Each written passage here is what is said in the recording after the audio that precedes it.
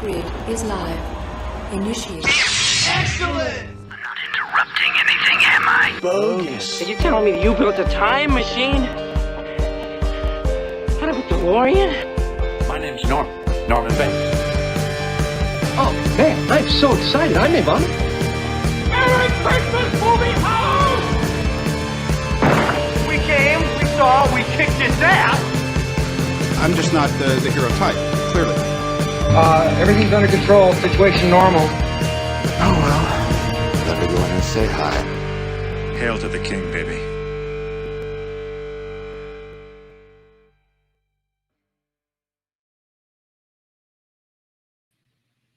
Well, we're back on a Tuesday. It's weird. I know the show's been off for a little while and we were going to go on Sunday, but there was some more important pressing matters that needed to be attended to. So we were not going to step on the toes of that really great A Certain Point of View podcast where we were talking about all the females in the Schmodown.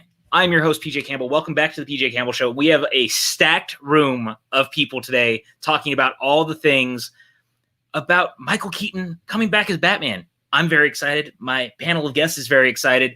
But of course, I can't do this without one man who apparently decided to come back. Coming in hot already is Pat Hogue. Hello, my friend. PJ, the only way I know to come in is hot. And so when it was figured out that I could finally come back to this one, I got firecrackers ready. I got some hot sauce ready. You're the guy. And I got some... Listen, I've been storing them. I haven't been using those ones for all the fools that have been sending them outside. But the biggest hot thing I have is hot takes. Because, you know me, I got my opinions. And I'm willing to stick to them. Good to be back, buddy. Yeah, I'm happy to have you here, man. It's been a little bit, but we've missed you. I know that you've been busy and the world's been... There's a lot going on right now. So I'm just happy to have you here. And what, exciting news to be a part of this. Weird things happening. But also here, our longtime friend and co-host, Maxwell Haddad. Hello, my friend. Hello, everyone. How are you guys? We're good, man. How are you? Good. I'm good. I reverted back to some old glasses because my metal ones were giving me a headache, and I dyed my hair, so I feel like I look like a chameleon. I'm like the Gary Oldman of the PJ Campbell Network. You never know what you're going to get. It's true. I like that. It's true. But it's going to be impressive. You also look a little bit like you could belong with NSYNC or the Backstreet Boys, which is not so bad. It's like if I could be like in that Backstreet's Back All Right video with those monsters in that haunted house, that would be like a dream come true. So, no, I know, man. That's a great music video. We watched that a lot. And then we also have with us, for the first time ever on the PJ Campbell Network, we have Dan Nye. Hello, Dan. Hello. How's it going? Good, man. How are you? We're happy to have you. All things considered, I'm doing okay. Oh, that's all we can ask for sometimes with everything going on. But we're happy to have you here, man. This is your first time on the network, and you've talked to all of us pretty much separately. We all know you're a huge nerd. Yes. I want to get to know a little about what brought you into this world. Ooh, it was a little bit of this. It was years ago, and it got me to start my own podcast as well. So that has been taking up a lot of time, and I've been doing one called Ramble On About Movies for years. And there was another Ramble On I think somebody here produced, and I had a slight umbrage with that when I saw that title. But anyway, it was honestly, it was a lot of screen junkies. It was a lot of schmoes, and I'm like, there's no reason I couldn't be doing this. So I got a good buddy, my friend named Eric, and we have Ramble On About Movies. The last thing we did that I put up, I have a couple episodes I've been sitting on, but the last thing I did, we put up, he went out and he weighted all of the Community episodes on IMDb and Metacritic and just basically categorized them. And when that near the beginning of the pandemic, when that big bracket thing was all to do, we did a 64 best of Community, and we went through in 2 episodes. They were both 2 hours each, and we went through with another friend of the show, Nate, and we went through and we talked about all of the Community episodes and got down to the final one. And I like the one that we came to with the bracket better than the one I did personally. So that was so much fun. Yeah, man. I'm really glad that you're here, and that's awesome. You and I were doing the music bracket back and forth in a private chat where it was trying to figure out 2000s bands and stuff. And you hated the one that I wrote because I wrote one, and it took it took a couple of days for me to write that thing. I mean, I'm sad it didn't pick up because it was way more intense. Because the one that I found, I was like, this one's kind of crappy. So then I wrote one with like 128 fans, and it was a little excessive. It was, but it was still awesome. And then, I'm glad that we like bonded over all that music and stuff. You are a huge nerd, and you fit in here, and I'm really glad that you're here. And last but not least, once again, James White is in the house. Hello, friend. What's up, guys? I feel like I need to just like get a permanent like room. As much as I've been on here in the last couple of days, I hope I'm not wearing out my welcome. But I'm happy to be here with you, fine folks. I'm happy to have a chance to sit down and talk with Dan for the first time. So I'm excited to talk Batman and all sorts of things. Well, number one, you'll never outstay your welcome here on the channel as far as I'm concerned. I don't know about Hogue. He's a lot meaner than the rest of the people here, but, Seems like it. He seems really like... He's the worst. Yeah, but for anybody watching, if you can clip out that one thing of like, you'll never overstay your welcome, and when James inevitably does the thing that is the final straw, play that. All right. And then look at me, who said stuff like that 1,000 times, and I'm still here. All right. You ain't getting rid of this controversial figure, which I never thought I would say. Hey, Dan. Yeah. Could you do me a favor? That colorful cup you're drinking at, could you put that face in the camera? I want to see what's going on there. That's a real cute cup. Thank you. Thank you. All right. So real quick, before we get into everything, there was some very sad news this morning, and we got to kind of face this head on before anything else. Carl Reiner, one of the all-time great comedic forces of the last 60 years, passed away at the ripe old age of 98. He was, of course, one of the creators of the Dick Van Dyke Show. He was the director of many films, including The Jerk and Summer School and, The Man Who Wore Plaid. He made all sorts of movies, and we love him. And, for me, the Dick Van Dyke Show was like a massive inspiration to everything that I wanted to be. And I used to watch that show all the time. And of course, I also loved Ocean's 11 and those films as well. But it was the Dick Van Dyke Show that had like such a profound impact on me. So waking up to this news today was certainly not ideal. But he also lived to be 98, and he gave us a lot of really great memories. So I just want to kind of go around. And what are your guys' favorite Carl Reiner movies or TV shows? And, how did he affect you guys? We'll start with Max. Yeah, I mean, so Carl Reiner is one of my all-time artistic heroes. I think as a Jew, it's inevitable that you're going to look up to Carl Reiner and Mel Brooks and guys like that. And I don't know how many people watching know, but I have a master's degree in television management. And we studied the Dick Van Dyke Show and the work going back even before that to like Show of Shows and Sid Caesars, where Carl and all those guys and were writing for them. But he's just been this like almost invincible force throughout my whole life. I've always known who he was. I've always looked up to him. I mean, I was talking to James earlier. He directed Summer School, which was a childhood favorite of mine. Of course, he directed great Steve Martin comedies like The Jerk and Dead Men Don't Wear Plaid. And then everyone loves him as Saul in the Ocean's movies. I just watched Ocean's 11 right before this stream. So he was one of those guys. And especially if you follow him on Twitter, he's been so politically active. He just felt like this force that was never going to go anywhere, like he was going to live forever. And so it's sort of just devastating to see that he has left us. But his memory will live on. 98 years is an incredible run. I'm going to miss him. I'm going to miss him a lot. Yeah, I'm going to miss him a lot too. And I love that you brought up how active he had been on all forms of social media about how he felt about current presidency and things like that. Like that was a big thing for him, because he had even tweeted a couple years ago. He was like, I wanted to live to be 98 so I could try to make sure I voted to get Trump out of office. Like it was an actual tweet that came back up and started circulating again today. So, like or hate how people feel, I think that was a big part of what kept him going, was trying to make sure that he could change the world. And I loved that about him.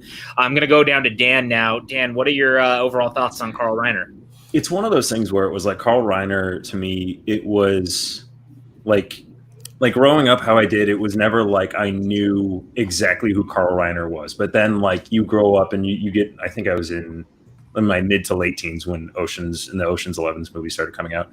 And then it's like Carl Reiner was that guy. And I was like, oh, okay, I know exactly who that is, even if I can't be like, this is what he did, this is what he's done before. It was just like his persona and his like how big of a career he'd had, I kind of knew instinctively, even if I couldn't tell you exactly what I knew him from.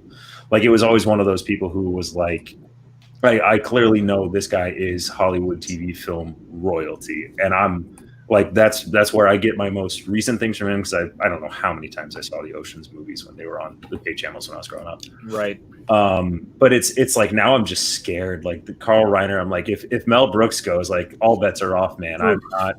Dude, yeah, that's what I was thinking about today, because, I mean, they're not that much different in age, and I don't want to think about the world without both of them yet. Like, right. I'm not ready for that conversation. And, you know, Mel Brooks posted a really beautiful tribute to him this morning, or this afternoon, rather, about, you know, he was like, it gets said all the time that you're going to be missed when people pass away, but he's like, no, like, really, he is going to be missed. And how you could tell just posting it hurt. You know, they were best friends all the way to the end, and they were comedic giants, and I think they impacted all of us on here for that very reason.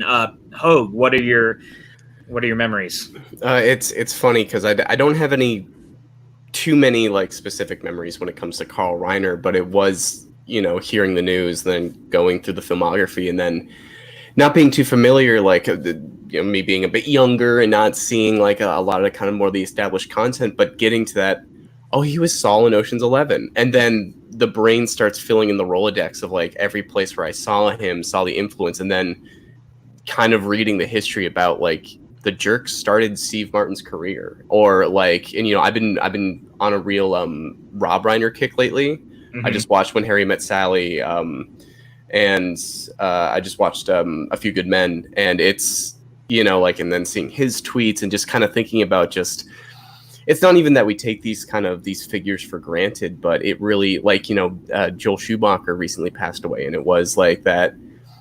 It's so easy to kind of sum up people in those specific things, but when you look at the breadth of someone's career, especially someone who's that historied, and like people like Mel Brooks who are on kind of the same precipice in terms of life, it's, you know, you just that appreciation that, like, even for someone like me who hadn't like had too many of those memories, it hit me in a way I wasn't expecting. Of wow, like, for, you know, that's a titan, like, regardless of how much experience I had. And it's you know, 98, nothing to shake a stick at. No, definitely not. And I mean, you did bring up Rob, in which I think is a great point as well, is that like he clearly raised Rob in all the right ways. I always thought that he used his platform in the right way, because he was born to the titan of comedy in a lot of ways, and that's really easy to fall into the nepotism and abuse it. But I feel like he's always used it in the right way, from All in the Family up to his directing career. When you look at An American President, or you look at, you know, A Few Good Men, and all those movies that he made, like, just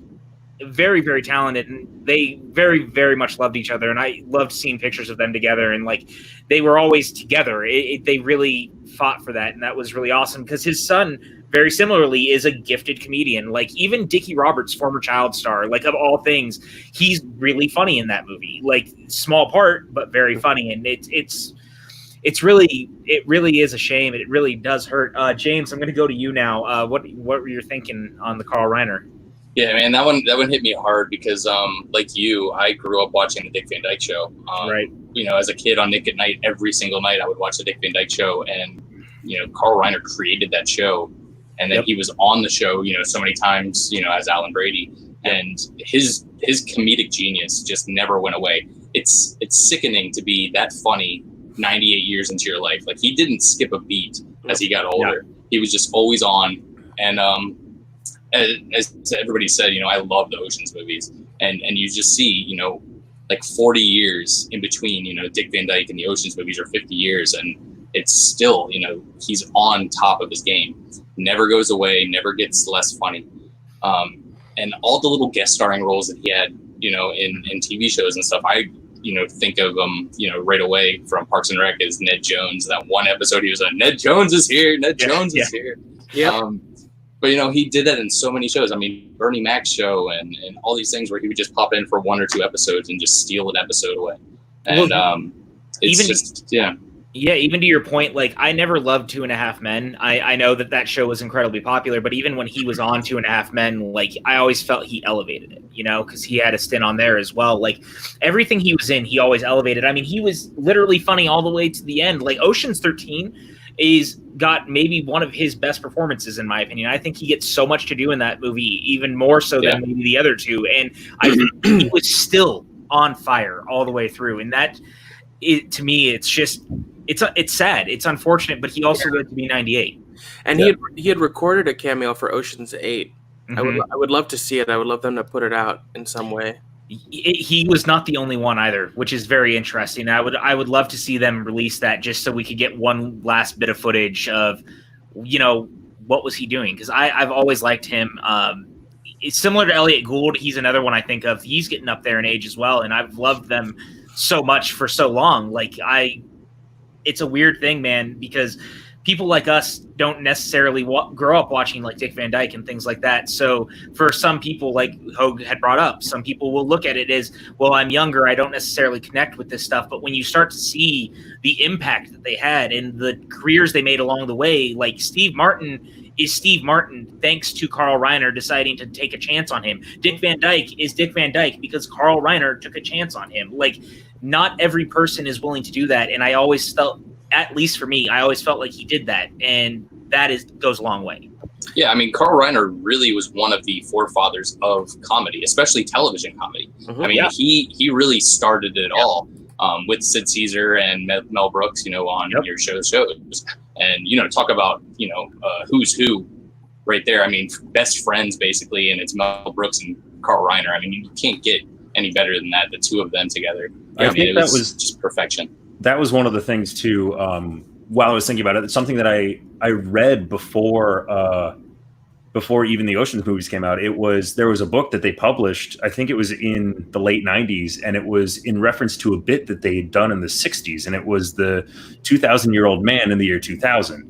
Yep. And that was the two of them. That was Carl Reiner and Mel Brooks. And it was just like how you're going to interview somebody who was 2,000 years old, but now in the year 2000. And I remember being cracked up about it then. I couldn't pull a joke from it to save my life right now, but it was just like, I do remember reading that. And I'm like, because they were already old in 2000. Like, you're already talking about a couple of 70-year-olds. So the fact that they've gone this far and you've seen that much more, it's like, I'm at a loss for words to some extent about this. Yeah. I think if you're curious about his career, watch his episode of Comedians in Cars Getting Coffee. Yeah, brilliant. Mel Brooks is in there too, and I think it's a really nice homage to what they accomplished and the legacy they have affecting the comedians, especially the Jewish comedians like Seinfeld, who showed us that have come in their path.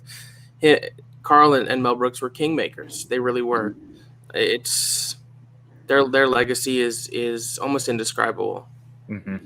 Yeah, I just can't imagine a world where comedy would have been so much different had these two not been on the scene. And I'm really always going to be grateful for the impact that they had on me for that reason. And I think all of us here can probably feel the same way. Like, we all grew up in some form or another enjoying these comedians and these titans of comedy. Like, they all affected us. If you love Mary Poppins, Carl Reiner directly affected you in that way. Like, that's a big deal. So, and Carl has 11 Emmys. He has won 11 Emmy Awards. Yeah.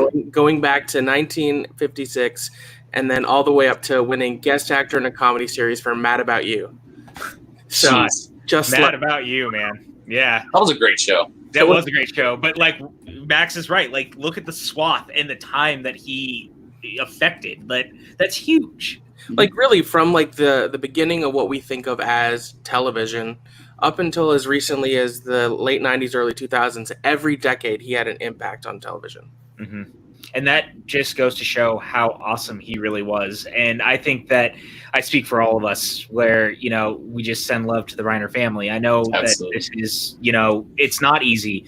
And he lived a remarkable life and he affected all of us. And all I can say is I'm sorry. But also thank you. Like, without you, without your comedy, without what you did, I wouldn't be the person that I am. Like, I grew up watching the Dick Van Dyke Show. I was so obsessed with black and white as a format for television. I thought the world was black and white at one point, and now if you go on my Instagram, literally all my pictures are black and white because of that.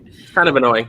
It is, I know. I'm sorry. But, I'm still doing it, and I've been doing it all year, and I'm okay with that. And it's crazy, man. And I do have to say, we did lose Joel Schumacher as well last week. We really didn't get to talk about that. And I feel like that's probably going to come up as we're talking about what we're going to be talking about with this Michael Keaton news. But similarly, Joel Schumacher had a very big impact on me growing up. His films were some of the most watched that I had. I don't think anyone else could have directed Phantom of the Opera than Joel Schumacher. If you were looking for the actual lavish Broadway production on screen, then someone like Joel. Batman Forever and Batman and Robin actually hold a very special place in my heart. I'm a big fan of The Lost Boys. The dude could do wrong, don't get me wrong, but at the same time, he was always interesting, at least.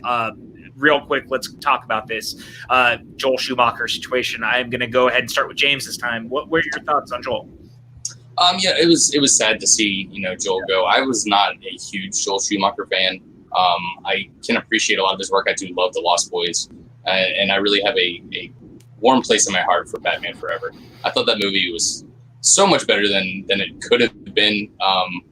It was not up to Batman 89 and Batman Returns in quality wise, but that wasn't really Schumacher's fault. That's whole stuff behind the scenes that just kind of pushed him in a direction, trying to change it up, make it a little bit more kid friendly and things.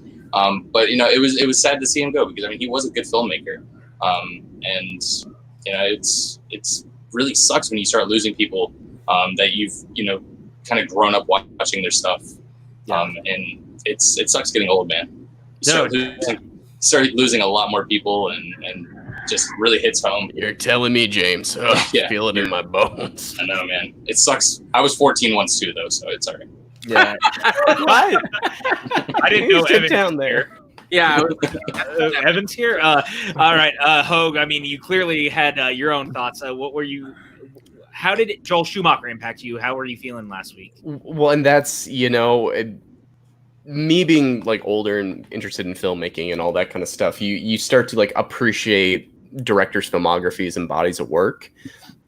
And it really wasn't until I realized it recently, but it wasn't until he passed that there are so many moments in my life that I can apply to his movies where my mom and I exclusively watched 24. That was our show. So I became a big Kiefer Sutherland completionist. Sure. So then Lost Boys. And something like Phone Booth has always been a favorite film of mine. Oh yeah. And I saw Colin Farrell in that. I'm like, oh, what's this Tigerland movie? So I watched that as a kid and I really liked that. And then I remember one time when I was 6 and I was camping with my family and I got pneumonia and there was a VHS that was left at the campground and it was Batman and Robin. And it was what got me through having pneumonia, so it's that and Batman Forever are tied with saving my life, in a weird kind of mental, emotional way. And even in retrospect, I look at those movies as such a beautiful kind of preserved object of a time and place. And I, especially now that we can get whatever we want with superhero movies, but A Time to Kill. I learned that Matthew McConaughey monologue for an acting class, which inspired me to really start pursuing it. And it's just in Phantom of the Opera, once I really started getting into musicals, especially movie musicals, it's just, it really this last week was thinking about of just, and Flatliners was always a huge movie for me and my mom to watch as a kid. And it's just it's the same guy. And to really over the years to see him kind of put into the bucket of the guy who ruined Batman. Really even at a younger age, I was but he did Lost Boys. He did, Phone Booth, which I think is a really taut thriller of a really high concept, but sleek looking movie. Mm-hmm. And it's just that the fact that guy, and you hear interviews about him and he's just this boisterous, fun guy. I don't know. It really, it was so nice to kind of after the passing, just see the retrospective that everyone's having about kind of the talent that he was and really the breadth of his work, not just bat nipples. Well, and I feel like that's really important because that was something Maxwell and I were talking about privately because, of course, with his passing, there was a lot of people who started doing the Batman was destroyed thing again. And, well, the director who put bat nipples on the bat suit is dead. And it was like, it's not his legacy. Like, regardless of how you feel about his Batman films, he was so much more than that. I mean, Falling Down is a film that I went on a Michael Douglas kick, similar to yours. Right. And that movie is way more timely and way more interesting even now than it was when it came out. And so he was just such a very specific filmmaker that I always felt like he really had something to say no matter how you felt about the movies. Like, I mean, no one else could make Batman 66 in modern day than fucking Joel Schumacher, man. Yeah. Like, and I mean that in like the nicest way possible. That's exactly what he did with Batman and Robin. Like, love or hate that movie, he made Batman 66 on the big screen with Arnold Schwarzenegger, George Clooney, and a bunch of people. Like, that's pretty fucking impressive. And even Matthew McConaughey came out and said, he was like, without Joel, I wouldn't have a career.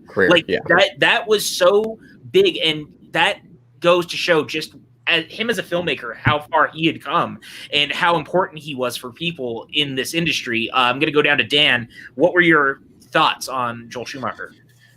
It was one of those things. I remember the first two Batmans with 89 and Returns. It was just before my time. So then Forever was the first one that I was really like old enough to comprehend. But it hit that sweet spot of seriousness, but also playfulness. And then the color palette of that movie in particular, it's the 90s in one film. Like, you have your there's that random neon fight scene for no reason in the middle of the movie, and it's just like you point at that and you go, that was the 90s. It's right there. And then obviously you go forward with Batman and Robin, and I think that started a trend. Those two movies that I mentioned this briefly, I think, in the chat the other day, where it's like those two movies, you start to see a trend, and this goes to Godzilla 98, of films that have better soundtracks than movies. Yeah.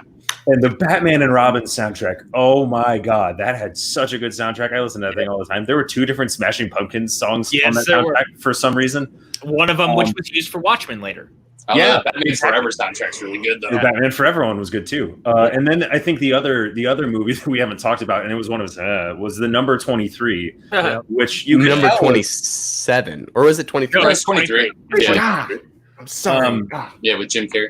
Yeah, but it was one of those things you could tell. It was like they established such a good relationship on Batman Forever that they clearly wanted to work on something again, and they found a project they both enjoyed. And it's one of those things that we touched on a little bit earlier, whereas regardless of whether or not you liked what he was doing, he had a vision, he went for it. And it's kind of like the movie Conspiracy Theory on acid, to where it's like you watch that movie and it's just like one person obsessed with like this pattern that he's seeing everywhere. And it's an interesting idea. I can't say I hated the movie. I probably haven't seen it in 10 years, but it's like he definitely was trying something. And it was one of the things that you could tell about him as a filmmaker is he was going for a vision. Yeah, absolutely. And it's funny you brought up number 23 because I think that was the last one of his movies I saw in theaters. And I actually have a soft spot for it because I think Carrey's actually quite good in it. Like, it's not a great movie, but I like what they were doing with it. And I always like seeing Carrey a little bit unhinged. I always thought that was fun. And he tried it in Forever, and it doesn't always stick, but I really like Jim Carrey as the Riddler. There's a lot to like about that performance. I think that they actually worked really well together. Max, you actually had like a Joel Schumacher marathon of your own that you curated with his passing. So what were your thoughts on the man, the myth, the legend? Yeah, I think you guys covered a lot of it. I think when Batman and Robin came out in 98, it was like the very beginnings of like the internet movie culture. Mm-hmm. And so I think because of that and other things, he really got put in a box that he never belonged in. His filmography is a lot more versatile and unique than people give him credit for. I mean, he wrote the screenplay for The Wiz, and that was one of the first things he did. But I think what really sums him up, I'm going to read a tweet that Minnie Driver tweeted the day he passed. Joel Schumacher was the funniest, chicest, most hilarious director I ever worked with. Once on set, an actress was complaining about me within earshot, how I was dreadfully over the top. I was. Joel barely looked up from his New York Times and said, "Oh, honey, no one ever paid to see under the top." That says it all. I think PJ, you and I were talking about this. I think he was one of the first out of the closet gay filmmakers who got to play in big budget sandbox and make blockbusters. And I think that impact that he had in that regard is really important because he was always himself. He was not scared. He was boisterous. He was glamorous, and he was just himself. And I think for those reasons, even apart from his filmography, which some are excellent and some are less so, as is the case with anybody, who he was as a person is so important to where cinema has gone over the last 30 years and society. I think he will be remembered as someone who really charted the way for a lot of people. Yeah, and I think because you and I had kind of talked about it, I think he did, in a way, he paved some of Roland Emmerich's path as well, because Roland Emmerich in the 90s was also one of the biggest, like, as far as I'm aware, one of the only male directors who was gay, who was making blockbuster films at the time. And that was a big deal. And I think that he, especially Joel, though, has always been exactly who he was. And I think that's why I always liked it. His movies spoke for themselves. You knew when you were watching a Joel Schumacher movie, you know, like you could always feel it. It had a very specific energy and it had a very specific feel. And I always liked that. But I'm going to miss him, man. I liked his filmography and he did a lot of good. And I think all of us were pretty affected in our own childhoods by Batman Forever and Batman and Robin. Like, we can never take that away. And I think that's what makes our generation almost special, is all the people who want to bitch about the movies still. At the same time, we were all kids when they came out, and we all kind of have a soft spot in some way or another for those movies, whether it's the marketing or the soundtrack or performances from those movies. And that was something that Joel was able to create. And that's happiness for us, right? That's good nostalgia. Yeah, I think there was an article that Seal said they pretty much saved that song from being a bomb. Right. Kiss from a Rose was not a popular song until that movie. Yeah, see, and that tells you everything. Like, they knew what they were doing. Joel was a great filmmaker, man, and I'm going to miss him too, but I'm always going to be glad that he made such a diverse catalog of films that I'm always going to be able to go back to. And I think that's really great too. I'll tell you, I just looked at, I wasn't familiar with a couple of the movies that I didn't know that he directed in there. So yeah, I just did a quick look. I didn't know he did 8mm. Yeah. I didn't know that he did The Client and Time to Kill. Yeah. So yeah. I suggest people that are just pigeonholing him into Batman and Robin, Batman Forever, to do a deep dive and look at some of these other films. Yeah, absolutely. I totally agree. And I mean, the sad irony of all of this as we transition out into what the big story of this is that Michael Keaton is returning as Batman. And this news broke within minutes of the fact that Joel Schumacher had passed away. You could not make up the timing of this, and yet it was a real thing, because as I was having a conversation with Maxwell about the news of Michael Keaton coming back, I also sent him a link that Joel had died at the same time. And it was a very weird feeling, because it was almost like the minute that he died, his Batman legacy kind of shifted, and it was almost like, and now we're back to Keaton. Like, we're going to just move forward. And that is still so strange to me. But I got to say, man, of all Don't show his comment. Don't show Brandon's comment. And yet it's so simple and to the point. How could you not? I mean, he likes Batman. Yeah, and I think we all like Batman, which is why we're here. And this was crazy. I never for the life of me thought we were going to see Michael Keaton back as Bruce Wayne or Batman ever in my life. Had I hoped that maybe one day he might voice Batman again? Sure, absolutely. But it seemed like the world had moved on. Like, we've had so many iterations of this character since. If it's Christian Bale, George Clooney, Val Kilmer, it didn't matter who it was. We've done this. Ben Affleck, like, we've moved in a different direction. But nostalgia is all the rage right now. And WB smartly going, well, we don't have Affleck anymore. How can we go back and lure people in to care about a Batman character in the DCEU again? Get Michael Keaton. It's the brilliant play of being simplistic in thinking, of pulling on the nostalgia, but also being like, we can finally do something we haven't done with Bruce Wayne on screen yet, which is show an older, grizzled version of this character who's probably seen some shit, and now we can also go in a different direction with it. And, Batman Beyond now becomes a possibility, because we've seen people talking about this. I'm going to go ahead and start with Hogue on this. You heard the news that Keaton might be coming back. What were your first thoughts? PJ, your optimism is truly inspiring, but this is the Flash movie we're talking about. It's just like a revolving door of directors and the fact that this is more of a plot thing versus a creative team member gives me a little bit more confidence in like they have a direction for this. And like Michael Keaton coming back, that would be awesome.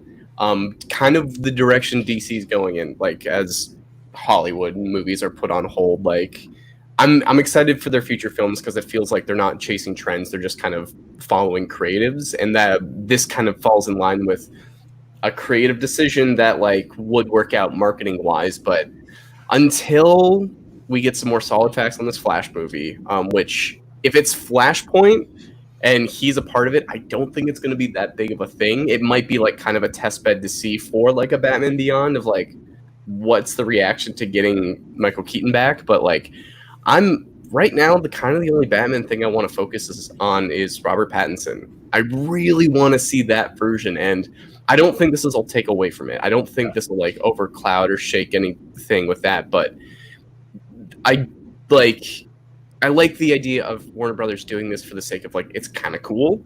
I hope it's a little less of what you're talking about is just like, all right, let's see if the kids want to see this Batman again, and like as opposed to you're going in an interesting direction with that one. Like don't cut the wheels or the feet out from under that one yet until like it does its thing. So I'm trepidatious. And I get that. I think that the interesting thing is it's almost like a have your cake and eat it too sort of scenario where like you'll have two different Batmen doing very different things. And I think that we'll kind of talk about it as we go along, but it's already working because at least this is a very small pool, obviously, to talk about. But when it came to the news, and I actually sent it to my parents because both my parents love those older Michael Keaton Batman movies, and suddenly they were very interested because it was like, wait, Keaton's coming back? Like now all of a sudden they're locking their eyes on this thing where it was like they never thought they were going to get that movie.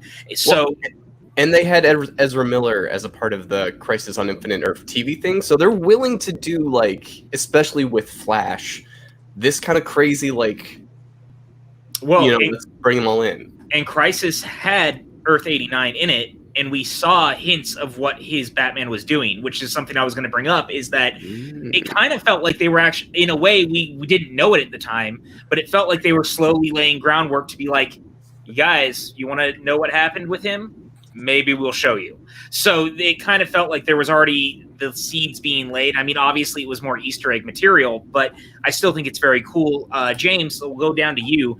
What are you thinking? I'm excited. Michael Keaton isn't my Batman. That's what I grew up watching. And I think if I read the article and the rumors right, I believe they're approaching him for a multi-picture deal. It's supposed to be almost like a Nick Fury-esque role where he's kind of, leading the superheroes from above and just kind of delegating responsibilities and stuff.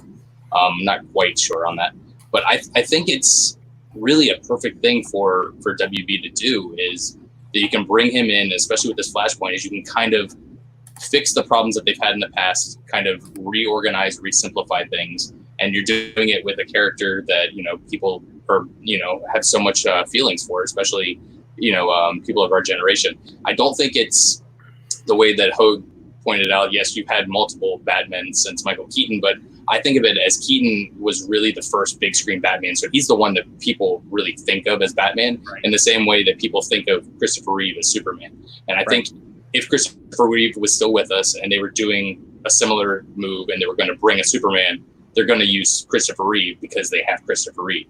And if you have Michael Keaton, you use Michael Keaton, especially as his popularity has kind of had a little bit of a resurgence over the last, 5-10 years. As he's been doing more things like Birdman and the other guys and all these little smaller roles that he's been popping up in. But I think that if they do this correctly, and it could even happen to where they do a full feature film with him as like a Dark Knight Returns as the old man Bruce. And yeah, I'm really excited about the possibilities and just hoping that my expectations don't get squashed. James, how dare you besmirch Adam West like that? You give Adam West some love and respect here. That's the first on-screen Batman. Come on. I know. And I do have a special place in my heart for that 60s TV show. I used to watch that on the afternoons as a kid. But some days you can't get rid of a bomb, okay?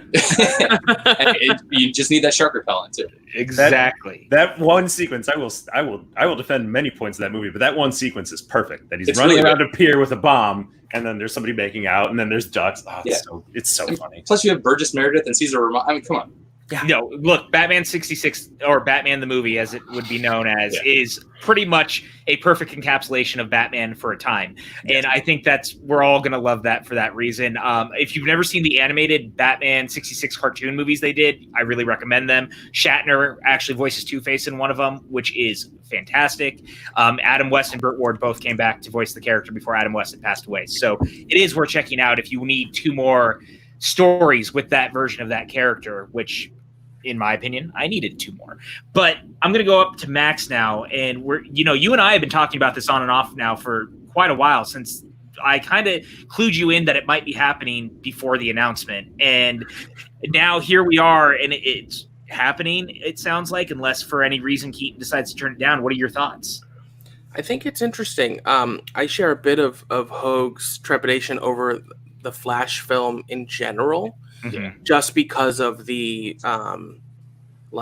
production woes it's had and stopping and starting, and that's usually not super encouraging for a project. But I've actually ended up enjoying a lot more of the DCEU films than I probably would have thought. I think it's a bit of a mess if you look at it at a macro level. But the individual films, other than 2 or 3, are really enjoyable. But the thing about Flashpoint, if that's what they're doing, or even with the Flash, is you can introduce the multiverse, which is like a tenet of science fiction storytelling. It's a huge part of DC storytelling, which they've been doing on the CW for the past decade. And obviously Marvel has it too with Into the Spider-Verse. And I think Into the Spider-Verse may have been an interesting test for mainstream cinema goer audiences to show that the idea of a multiverse can work and be accepted, where you have different iterations of the same superhero existing together. Because obviously we have R-Pat doing his thing with Matt Reeves, which I'm super excited for. But I think we're at a point now where the general audience has been educated enough to understand that you can have different versions of the same character existing separately. Maybe they'll come together, maybe not. But just at its very base level, the idea that Michael Keaton might put on the fucking cowl again is thrilling. It's has my childhood nostalgia sensors up to as high as they can go. As much as I think Batman Begins is the best Batman movie, Michael Keaton is Bruce Wayne in Batman. Yeah. He, whatever any other actor did in that role, he created it. And so if he does do multiple pictures aside from Flash, I think it could be really exciting, because everyone has always talked about doing a Batman Beyond movie or a Dark Knight Returns movie with an older Batman, and people have said, hey, get Clint Eastwood, or hey, do this and that. But the ability to maybe do it with the guy who started it, all due respect, Adam West, is really exciting. It's hard, it's a cynical, dark world we live in, but it's hard not to get excited about stuff like this. Well, and to your point, WB has been chasing the Batman Beyond thing since the early 2000s, because not long after Remember the Titans, they tried to get the director of that to attach to that film, and he worked on it for a little while, and that did have Clint Eastwood attached at one point, if you go back and look. And then at one point, Darren Aronofsky flirted with the idea of doing it. I remember. And then he ended up he flirted with doing Batman Year One, which is what became Batman Begins with Chris Nolan. So WB for a long time has wanted to do Batman Beyond, and now they're laying the groundwork to be fuck it, if we want to do it, we're getting Michael Keaton back. And the more you think about it, it's that is brilliant, because it gives you this chance to have a Bruce Wayne who is not necessarily Batman. I think obviously in Flash, whatever this Flash movie ends up being, we will see him as Batman at least once. But I do think they want to gear up to the idea of this Batman has been through some shit, and he's older now, and he's ready to pass this on to someone else. And I think that's very interesting, because that goes to James's point of we're hearing he's going to be in a mentor role and potentially being a Nick Fury version of Batman, which is very different than what we're used to seeing. And I think that's a very interesting dynamic. I think that's kind of what they tried to do with the Ben Affleck version of Batman. Right. But because we hadn't seen him in the role prior, there was and I like Ben Affleck as Bruce. I think he does a nice job, but there's a bit of a disconnect where you just have to sort of imagine all of this stuff that came before. But with Keaton, it's there. It's tangible. You don't have to imagine it. You saw him fight the Joker. You saw him fight Penguin and Catwoman. You Right. know his history. You know what he's been through. What if Robert Pattinson isn't Bruce Wayne? It's possible. What if he's not Bruce Wayne, and then that can turn into a Batman Beyond? Blech. I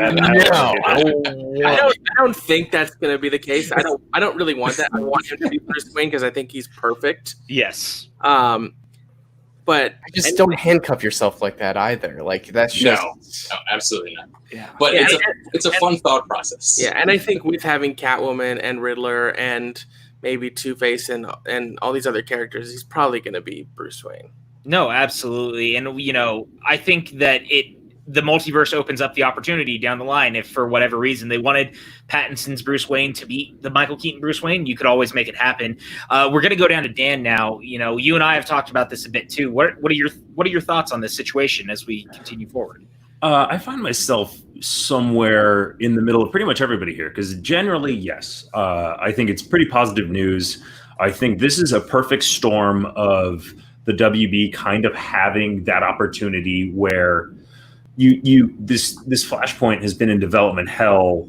Had 5 or 7 years? It's been so long. Like it's been announced that it's been like you've had no positive buzz. I even had to look up when they announced that it was Michael Keaton was coming back. I'm like, who the hell's even directing? Oh, Andy Muschietti's directing this. Okay, now I'm instantly more interested in this movie because that guy's a damn good director.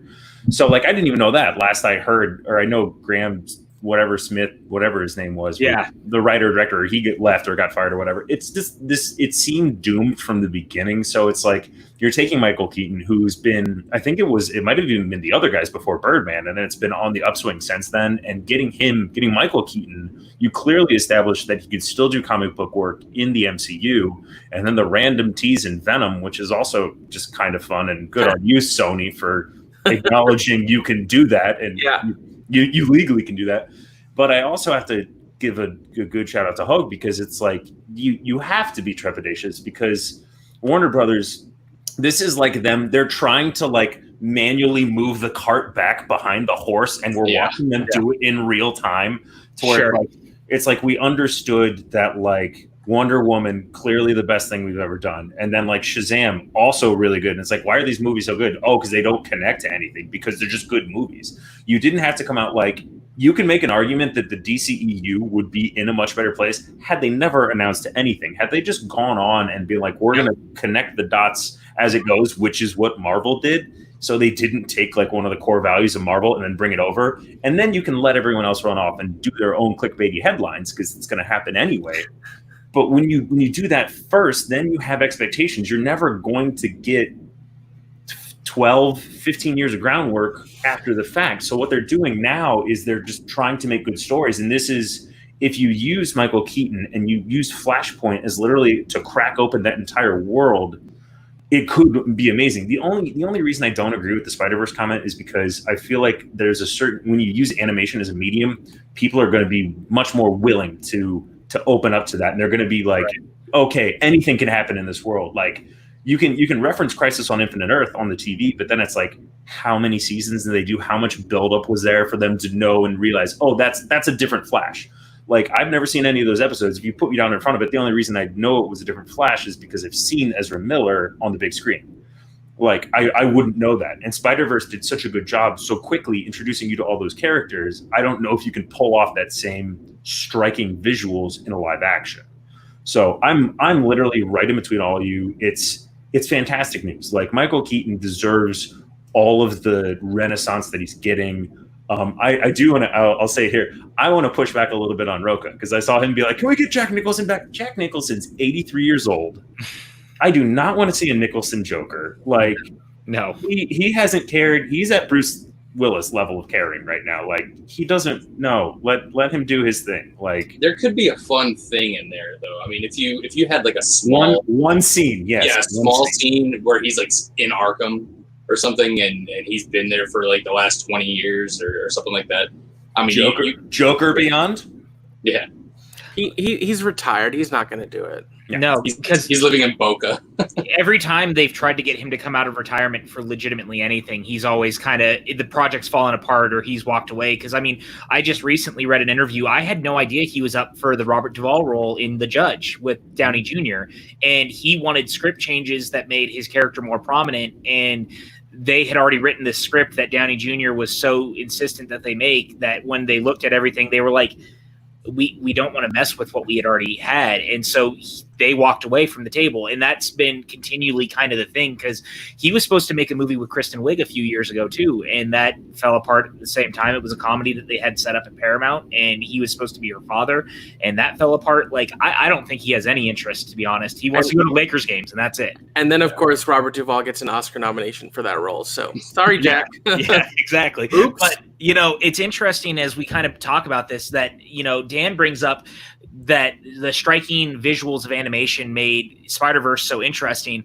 which is why I think that if anyone can do this right now, it would be Andy Muschietti, because the one thing that I felt like he did with It Chapter 1 and It Chapter 2 that not a lot of filmmakers get when it comes to Stephen King is that grand scale universe type visuals that you see throughout that film, especially when they're explaining how Pennywise the clown ended up there in the second film. It's like almost an acid trip in the way that it's done. And if you have that kind of visual and like that kind of motivation and energy put into a film like this, that is a Flashpoint film, suddenly you're doing something way different that we're used to seeing on the big screen with these superheroes, which I think opens the door to doing a lot of cool things, because Crisis hints at it. And as we said, we know that Crisis had hints to Keaton as Batman, but what if you found that on a macro level on the big screen? And they did let David F. Sandberg do that in Shazam. There's definitely a heavy horror element in an otherwise kids movie, especially that boardroom scene. Yeah. But I think what Dan was pointing out more with the animation is that you tend to suspend your disbelief a little bit more with animated than you will with live action. So it's easier to accept the multiverse with animated films. But I think Muschietti would do a fantastic job, and I think he would be able to do it in a way that the audience would not be confused by. And I'm excited to see what that could be. I'd agree with that if we didn't see like a big purple Chongus with like 6 magic stones, like talk to a raccoon and then like fight like a green lady and an Iron Man in space. I don't know what you're talking about. I don't watch a lot of indies. It was the new Safdie brothers film. I feel like we've reached the precipice of and like Into the Spider-Verse like should get the credit for being as visually like kind of inventive and as style like trend setting as it is, especially in our modern day. Like we've seen everything. Like what else can you show us? But it's I think we are at the point now of like, oh yeah, you can do anything. Like, and it is on the creatives to kind of like bring it to life. And Andy Muschietti would be kind of that like creative influence to do it. But I don't know if scale is a problem anymore after MCU has kind of just like dropped the mic in all those kind of regards. Yeah. I also don't think it's fair that Dan, as being as handsome as he is, also has a cat. I mean, nobody's going to look at any of our screens while that cat's on picture. Oh, you mean this not cat? Fair. Adorable cat. You mean my cat Finn? This is Finn. Does he just scream Ray all day? Well, you heard him earlier, so that might have been him going Ray. So I will say too to all of this, because the obvious question becomes, and we've talked about it already, is the idea of Batman Beyond and what that could look like if you were trying to do something like that on the big screen. And I know that I saw it a couple of times after this announcement was people talking about the idea of Tim Burton coming back to direct a Michael Keaton led Batman film again. No. And I'll tell you guys right now, that is arguably one of the most least interesting things you could possibly pitch to me right now. Yeah, not because I don't like Tim Burton, but because Tim Burton in the last 10 years has not inspired a lot of confidence that I think that this is the kind of thing that he could pull off. Tim Burton 20 years ago, I might have been curious, but Tim Burton now is not the kind of guy I want him returning to Gotham to do something like this. As interesting as I think his style could be for a potential Batman Beyond film if we were talking about him. But what are your guys' overall thoughts on the idea of Tim Burton potentially coming back if you could? I obviously saw where your heads were at, but we'll talk about it a little bit. And who would you see in if you had a Batman Beyond film, who would you like to see lead the charge as a filmmaker on it? And I'm going to start with Dan. Well, I'm definitely a hard pass on Tim Burton, to where the last thing he did that I enjoyed was Miss Peregrine's School for Peculiar Children. So I liked it too. It was essentially Tim Burton doing X-Men. Like, there wasn't anything more, wasn't anything less. The movie knew what it was. It was entertaining for that. I feel like, again, him coming back to do, same, Mike.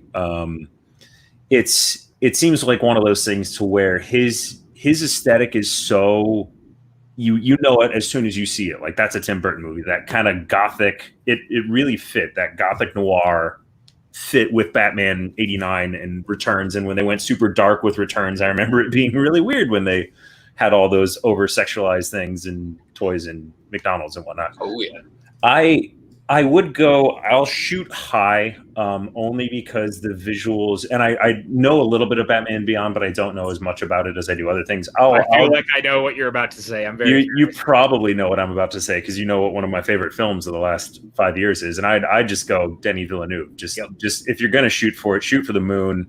Put him in there with a young guy who can really like take that role too, and like, because the visual style of 2049 you can't deny.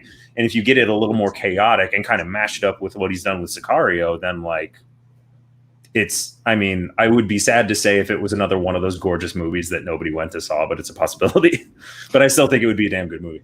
I mean, you put Keaton in it with the Batman label, I think it automatically makes more money, just because, we all know that Blade Runner is a very popular film within the film space, but it was still a bomb initially on, release. 2049 basically did the exact same thing, because it's just not an IP that people outside of the film space really care about as much as we might enjoy it.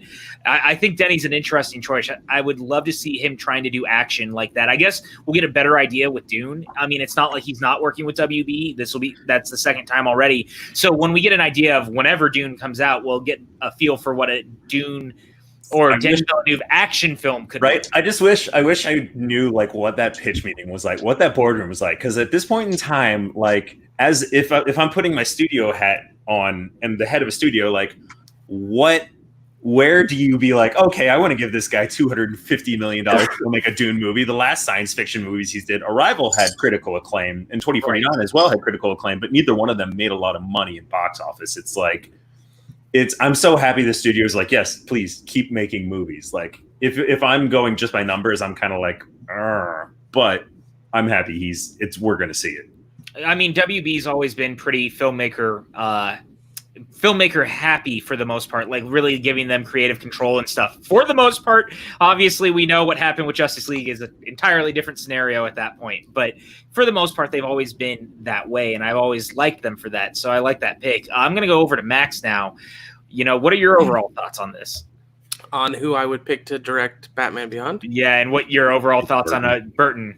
So, I don't think Burton would be the right choice to come back. I'm maybe not quite as down on his work as some of you are. I like Dumbo. I didn't love it, but I thought it was pretty good. I like Dumbo. I thought it was I don't think he would have any interest, if I'm being honest. I think he's at a point in his career where he has to be really passionate about something, or he's going to just phone it in. But my choice, if I was given carte blanche, would be Justin Lin. Ooh, I like it. I mean, what he's done with the Fast movies is one thing, but I also thought Star Trek Beyond was excellent. And if you go back to his indie films too, like Better Luck Tomorrow. Plus, I think it's important that Terry McGinnis is cast with at least a part Asian actor. And so having Justin in there could really make this feel natural and copacetic. He'd kill the action. The action would be amazing. But I think he showed with Star Trek Beyond, he can do really gorgeous science fiction visuals and not just blow up cars. So Justin Lin would be my choice. I think he would do an excellent job. I like that. I hadn't even thought about that as a potential, and like his blending of what he did with Fast, obviously coming into a franchise that was already well oiled to that point and being able to take it in a different direction was a massive deal. That kind of fits exactly that scenario in a way, like I like that a lot. That is a great choice, Max. I think that was franchise Viagra. Like, you can credit The Rock in 5, but if you don't have Justin Lin come on and really right the boat in 3 and 4, then you don't get 5. Yep. Right, absolutely. And then, I mean, we don't get anywhere post 5, without that film. And then you have 6 that leads the charge on doing more. He shoots that scene with Jason Statham, and now look where the series is at. Like, the whole series evolved because of him. And I mean, Fast 9 has arguably one of the greatest trailers of all time that has already got me convinced that will be my favorite movie of the year, because it's so batshit crazy that it's like Justin Lin is the perfect fit for that series. I would love to see what he could do with a superhero film like that. I just remembered we were supposed to have seen that movie by now. Yep. Yeah, unfortunately, COVID had other plans, and that breaks my heart. But all the same, I like this choice. I'm going to go ahead and go over to James. With the idea of Burton, obviously you were not sold on that. So who would you like to see? Yeah, I don't think Burton's a good call coming back. I don't know Batman Beyond very well. I know very, very little about that series. So I'm not really sure the style and everything. But first person that came to mind was actually David S. Sandberg. You've already seen what he can do with action and a little bit of levity with Shazam, and I love that movie. I think it's so great. And I think he would do a really good job with a Batman movie. And you saw what he did with Lights Out, so he can make a dark film. He can make something with horror elements to it. So that would be the first person I thought of. But if we're not getting Tim Burton, I think we still have to go find some way to shove a bunch of money towards Danny Elfman and get that original Danny Elfman Batman track. I need that in any new Batman movie with Michael Keaton in it. So it's interesting. I just saw someone pop up in our chat, Lightcast. They said that Keaton will not return without Burton. I wonder how serious that would be, because I feel like Keaton's always been open, especially now, about working with interesting filmmakers, just kind of period. Like, and him coming back to this, like, no matter what, if he does it or whether he doesn't and it falls through and we get someone else in the end. But I don't necessarily, at least in my opinion, I wouldn't tie myself down to the idea of having to have Burton back, because Burton's track record is not great the last decade. There's movies in there I like, but I wouldn't say that I would be screaming for him to come back to Gotham. And if I'm Michael Keaton, like, I wouldn't really force him to come back unless he wanted to. I mean, maybe I'm looking at that in the wrong way, but that's just my overall outlook on it. Hogue, I'll go over to you next. What are your thoughts? On Tim Burton coming back, I agree with Dan. I liked Miss Peregrine's Home for Peculiar Children, and Dumbo. It was like a fiber supplement. It passed through me. What's that? Didn't we see that together? Yes. Me and Alex. Yeah. No, yeah, we saw it on the big screen, the IMAX, and I was like, yeah, it's a movie. Elephant flies. I really liked Big Eyes. I did.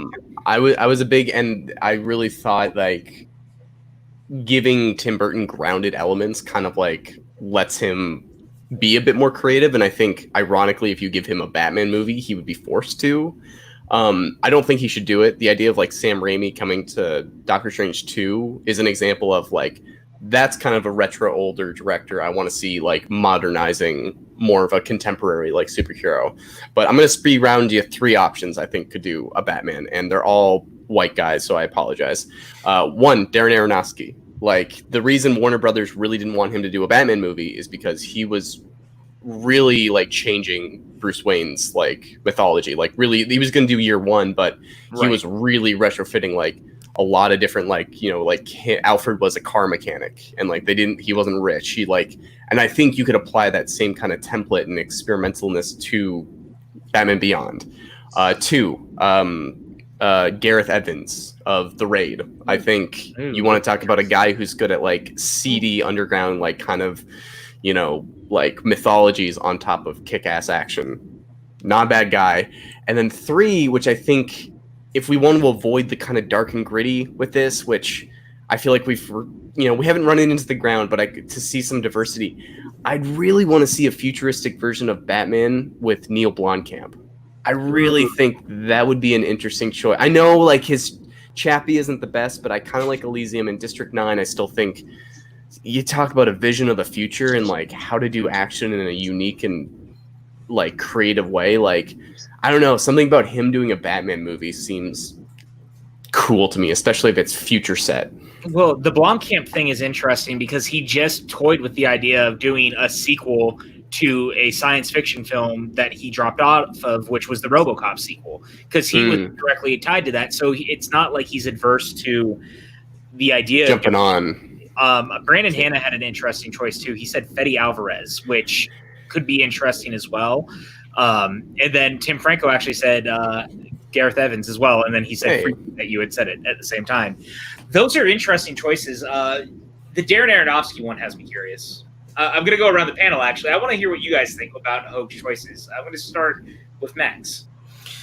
I don't think Aronofsky would ever get the job because I just don't think he would cooperate enough with studio heads, but I think his Batman Beyond film would be fascinating.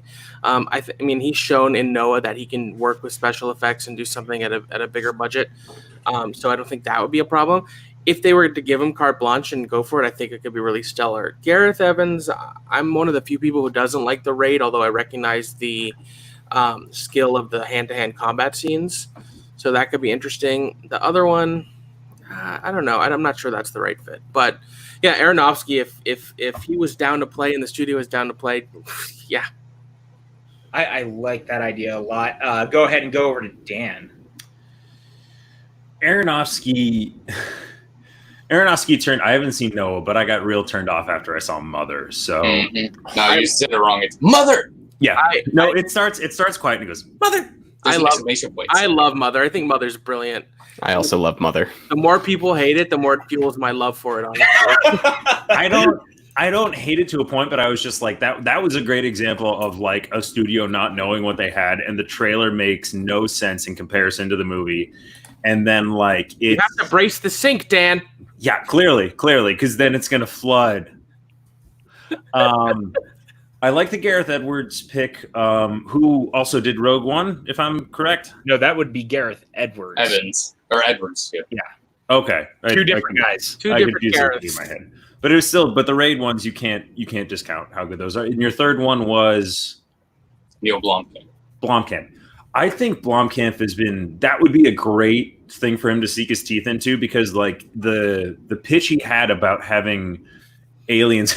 I'm going to say no to that one, Brandon. Brandon says George Lucas for Batman Beyond. The pitch he had for a new Aliens film before Covenant really took off and before Prometheus took off was really interesting, and it picked up after Aliens and just ignored 3 and 4. And I feel like given a property that he can really like kind of make his own, but not quite as like off the wall as Aronofsky, I'd be really interested to see that. So I think Blomkamp has the most upside out of those three. The most one that I'd be interested to see, because I feel like I know what I would see with the Gareth one. Yeah, I don't think it's a bad choice. James, what are you thinking now? Yeah, and I'm gonna pick the other one because I think Gareth is the best choice out of those three because of the hand-to-hand combat. But again, that's also because I don't know Batman Beyond, so I don't know what to really be looking for in a director because I don't know what the story is. I'm not a big Darren Aronofsky fan. Mother was not my favorite movie. It was interesting. He made a lot of choices, but I didn't agree with a lot of them. Brandon said, I, for one, would love a Batman film that was both faster and more intense. And I don't know if Blomkamp would be a real good choice for Batman. He tends to... like, if they were to ever make a Cyborg movie, I think Blomkamp would be a cool choice. Yes, yeah, I agree with that. But they did. It's called Batman. I was going to put those three. Is it because there's no apartheid allegory? Is that why you're saying he can't do Batman? I don't say he can't. I just don't see him doing it. Oh, he'll put it in there. Yeah, it'll be someone. One I would love to League of Shadows. Someone I'd love to see, but I don't think he'll ever leave the comfort of Disney because he's really gotten carte blanche, is I think it would be fascinating to see Jon Favreau with a Batman Beyond film, especially because of the technology and stuff that he's continually showed between Mandalorian and Lion King. Even if you look at Iron Man, if you look at the things that he's done over his career, he's a very tech-heavy filmmaker, and Batman Beyond needs to live and breathe in a world that feels like that way. And I think that tech, I mean, anyone can use it, but that's in my head, like seeing Favreau trying to use that tech that they've been using for Mandalorian and Batman Beyond would have me curious. Matt Whitehurst had an interesting suggestion with Edgar Wright. Yeah, absolutely. Edgar Wright for anything. Mm-hmm. What were you going to say, Max? Oh, I was gonna say like how in like the 40s and 50s directors or actors would have like locked in contracts with studios. That's basically what Favreau has with Disney now, particularly because I think they're letting him do whatever he wants. Yeah, and it keeps proving dividends financially. As much as I want him, I would rather than him going to do Batman, like to do another indie film or do Chef 2 or something like that, where he has the opportunity to not. I don't like. I want to see another Cubano. You just said Chef 2 because you ate a Cubano today.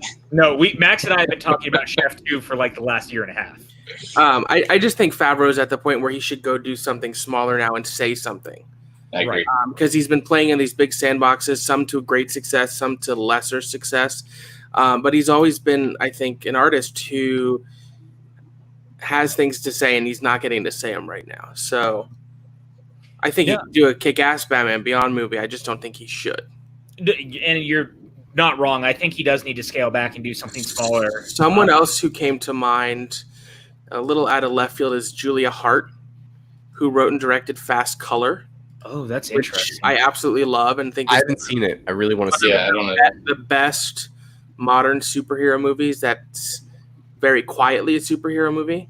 I think she'd bring a really interesting aspect to it. You know, she's married to Justin Horowitz, who famously won and then lost the Oscar for La La Land, and he's the one who held up the thing. It was like Moonlight, the best picture. Yeah. So maybe he could come on and produce with her. I don't know. I think she'd be really interesting. If you haven't seen Fast Color, I highly recommend it. I believe it's on Hulu. That is an interesting choice too, but I do like it. I think that she could do something different with it. And I mean, Batman Beyond is inherently a very different story anyway. You're not looking at the typical Bruce Wayne story. Right. You know, you're watching this kid who's, gone his whole life kind of being beaten down. A very different world. Yeah, that's the other thing with Julia Hart is she's done a couple movies now dealing with younger people. Like she also directed Stargirl for Disney Plus. Mm-hmm. So I think she has a deft hand doing stories with coming of age and younger characters because one of the main characters in Fast Color is a younger girl. So I think it could be really interesting that bring that element to it and really dive into like what Terry's going through apart from learning how to be Batman, his emotional complexity, his coming of age stuff, because I think that's a nice element you could bring into that film to really separate it from every other Batman movie we've had. Yeah, because Fast Color is on Hulu and Amazon Prime. Yes, Prime. Yep, it's free. I was going to say, because you also have to remember that whatever world Batman Beyond, if it were to happen, just theoretically speaking, the idea being that this is a world that hasn't had Batman also. Like, imagine essentially you're making a movie where Superman has been dead for 20 years and then now suddenly he returns. What does that world look like? Batman Beyond is very similar to Isn't that Superman Returns? Basically, but 5 years instead of 20. Oh. But you're not wrong, and that's exactly kind of the idea. But the other thing we need to talk about with this situation and the potential of it is the overall effects that it's going to have on the DCEU moving forward, because this massively changes the game no matter how you look at it. Because if you are considering this a Flashpoint situation where this is changing, now suddenly we're going to be talking about is the world being changed, and the idea is like Batman coming over? Are they merging that 89 world into what is the current canon? Are you pulling him from another dimension? What kind of effect does this have on these other superheroes? Like, you write out that version of Batman, and this is the only version of Batman they've ever known. Like, it's a massively different ball game depending on how it's played. I'm just curious, what do you guys want to see out of this future of the DCEU with the potential of Keaton, and where would you like to see it go from here in his inclusion? I'm going to go ahead and start with Max. Yeah, I think it's a really interesting question. I think DC showed with Joker that they're okay making other movies that aren't a part of the DCEU that still use their property. So the first movie that you have to question is The Batman, the Robert Pattinson one. Is that intended to be part of the DCEU? I was getting the sense that it wasn't, that it was going to sort of be its own standalone thing. I would advocate to change only what's necessary, just because I think with Wonder Woman and Shazam and Aquaman and Birds of Prey, you have strong films with strong actors that are set up for success in future sequels. So if you mess up too much with it, I don't want to lose what those stories have already started. Obviously, Batman is the big question because Ben Affleck is done. I don't think I would erase him. I think that would be too angering for fans, but it is a nice way to bring in another Batman. And there are certain other little things you could change. You could use this as an opportunity to bring in a different Lex Luthor if you wanted to. Just little things here and there to change it. I wouldn't do like a big, like altering change of the whole universe just because I think they have nicely set up other things and sort of course corrected from the confusion that Batman vs Superman and Justice League left things in. I also want to see Henry Cavill back as Superman. I think he sort of got a bit of a unfortunate deal where I recently rewatched Man of Steel and I quite like it. And I would like to see him just get to do Superman again because Batman vs Superman I think is a better Batman movie than it is Superman movie. Yeah. So there's interesting things. I just don't want them to mess up too much. Like, fix what you have to fix, set up the future while still holding on to the good work filmmakers like Patty and David Sandberg and James Wan have done with their movies. And Kathy Ann, because I also really want to see Gotham City Sirens. I want to see Harley Quinn and Poison Ivy making out on screen, kicking ass. So I don't mess up with it too much. It really becomes a balancing act because the other question is like, anything post Batman Returns, will it be considered canon in what you're doing? And that's a whole other conversation also, because if we're pretending that, post Batman Returns, that stuff didn't happen, now we're having a much different conversation about that version of Bruce Wayne, because we've all assumed, obviously, that Kilmer and Clooney's have been that, same one as Keaton, because he had the same Alfred. He had a lot of the same supporting cast, but at the same time, we also didn't have Billy D. Williams as Two-Face, even though he was clearly Harvey Dent in the first two films. So there's always something to be said about that overall feeling. I'm going to go down to Dan. What are your thoughts on the future of the DCEU? Where do you want to see it go? Such a big question. Optimistically, I would like to do what Max has been saying. What you're pitching, though, and especially I feel like it's a soft question, is like the question being what isn't canon if you go back and you start using Keaton. And if you go back and you use that and that, I hadn't thought about that to this point, where it's like you're saying he's Batman, but what else does that entail? Like, are those two movies, you could get those other characters coming back. And you have and if you're going to be that wide open, if you're using Flashpoint, what's to say you can't pull from the Dark Knight series? What's to say you can't pull from Bale? What's to say you can't pull from the Christopher Nolan movies, depending on how wide you want to spread that net? And all things being equal, in an optimistic world, I would like to take Max's pitch, and I would like to see them really cherry picking and going forward with just the best bits. I don't know if they'll do that, only because from a creative standpoint, it's been so haphazard and had very mixed results. I wouldn't be surprised if they just hit the button and went full reboot, and they literally kind of went and they let all their other films just kind of go off in different directions, to where it's you don't even have a prime DCEU anymore, and it's just going to be you'll have a cameo too here or there, but it's not going to be a thorough line anymore. It's going to look more like a web, to where it's just an intersection or a scene here or there, as opposed to having one straight through line. Because I think they might have proved it, as far as like I said, I haven't watched the WB shows or the CW shows, but I feel that's at the point that we're with those shows, to where it's they're not even linear stories anymore. There's so much crossover that if I watched an episode of any given one of them now, I would just be confused out of my brain. You would. Yeah, and I think that's honestly probably a concern for them, because they haven't had that kind of understanding with their audience from the beginning. They wanted to be no, we're going to be like Marvel. No, we're going to be like Marvel. Fuck, we're not like Marvel. And the fact that they couldn't get it right, I think it's just as likely that they won't cherry pick, that they'll just wipe the slate clean and use Flashpoint to completely start over. And somebody was trying to say, I think my podcast partner was but what if Joker led into the Batman? I'm oh God.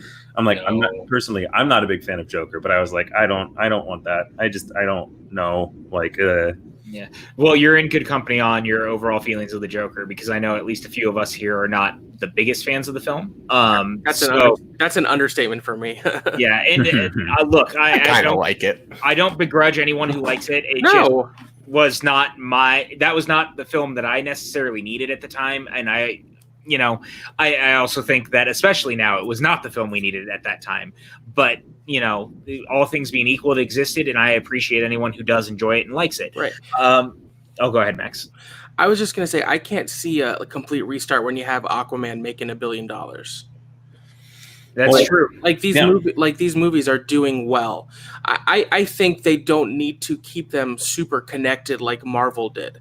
I think that's what DC can and should do to keep themselves separate. It can be a very loosely connected universe, but not where you have characters floating in and out all the time and building to something. Just to be clear, they're all in the same world, but they go on their own stories. And I think for the filmmakers, that'll give them the freedom to tell the stories they want to tell. Because I think the worst MCU movies are the ones where you feel the trappings of them having to put the building blocks in there at the sacrifice of the film's own narrative. Yeah. And like I was saying, I would not be surprised if they did that, if they go with the cherry picking route. Like I want that. I want to see the characters continue. What I was saying is I would not be surprised if they did do a hard reset, because it's just like, we tried this, it failed to an extent. Because, sure, Aquaman made $1 billion. Justice League made what, not even 400? Like, yeah, I mean, Justice League was a bomb. That blows my mind. Like, looking at it like as objectively as possible, when you have an Aquaman solo movie doing that much better than a Justice League movie, you're like, what happened? I mean, that's exactly it. I mean, their standalone films were doing better, and that's crazy when you think about it. James, here we are talking about all this. What are your thoughts on this future of the DCEU? I, for one, loved Joker back when it was called The King of Comedy. That was a fantastic movie.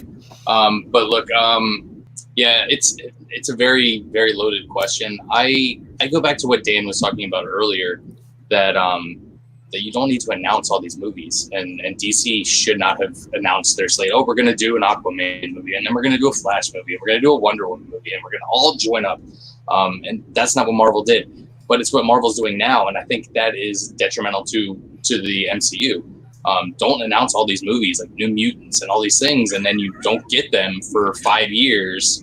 New Mutants isn't their fault necessarily. No, It doesn't exist. It's not a real movie. But no, it's a lot of these movies, and I understand. You're going to have a slate, obviously, but I think it's not beneficial to the studios or to the fan community to announce a film 3, 4, 5 years ahead of time that you're going to do it, and then things get pushed back, or you have production problems and it changes things up, and sometimes the movie does never get made, and it puts a bad taste in people's mouths, whether it's a fan or a website doing coverage of things.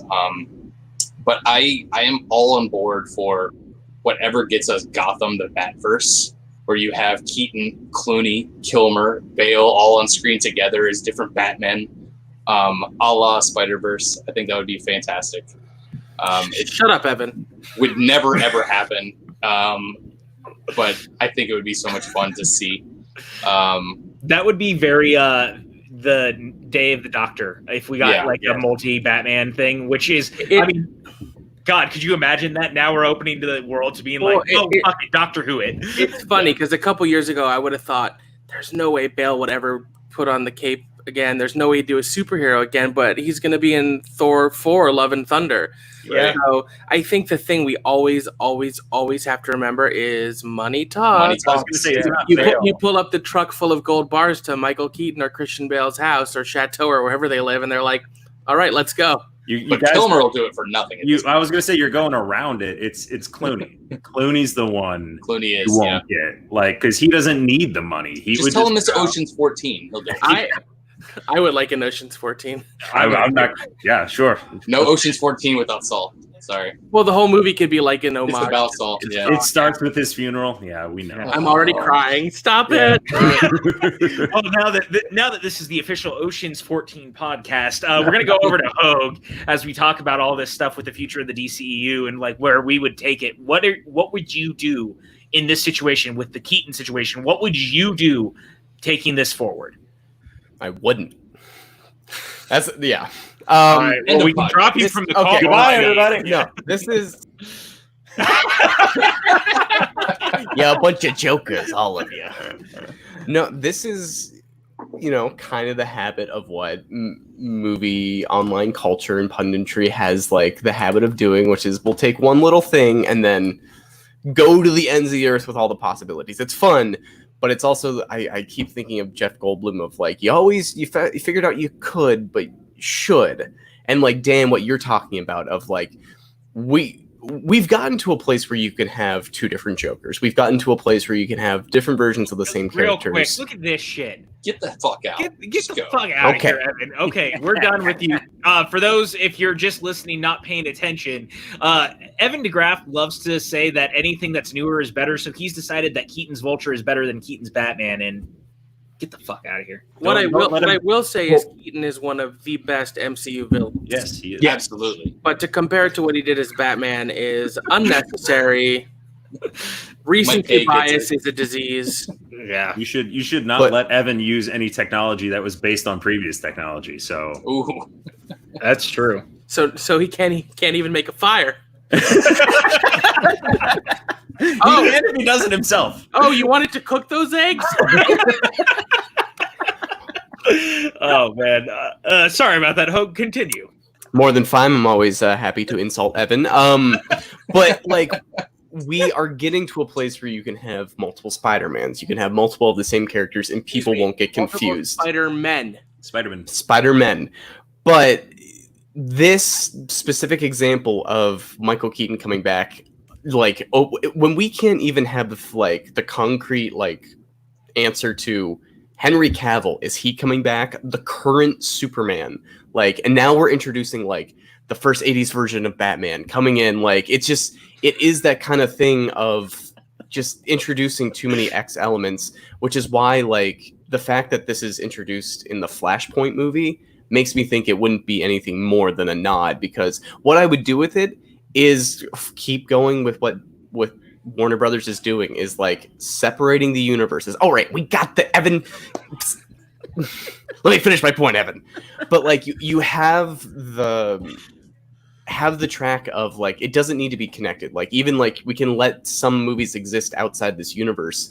And like, if the fact that like Flashpoint seems like it can be made in a time when Warner Brothers doesn't want to reboot, like they're doing fine as it is. Before, everybody was saying Flashpoint was meant to get Ben Affleck out or reset the universe or do whatever the fact that they don't need to do that anymore, like, shows that they can have a bit more fun with it. So what I would do is, show them in whatever version you want to do. If you're going to have the confidence of like, oh, we can pursue that as its own thing and it can exist alongside Matt Reeves as Batman. Right. But we also, the one movie that I'm interested in, which I think might answer a lot of our questions, is what is the Suicide Squad going to be? Because that is a version of a movie that like is a sequel / kind of a reboot. It exists in the universe, but it's like they're clearly letting James Gunn do whatever he wants.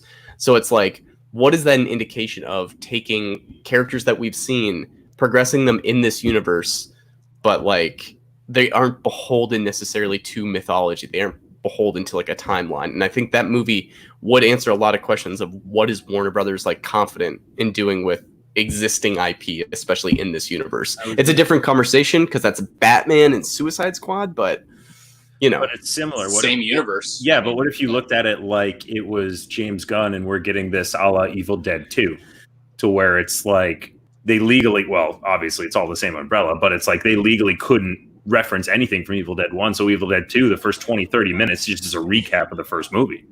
And you know, that's especially in our Marvel day where it's like everything has to be plotted out, has to be within the tapestry, and you can't be like contradicting yourself.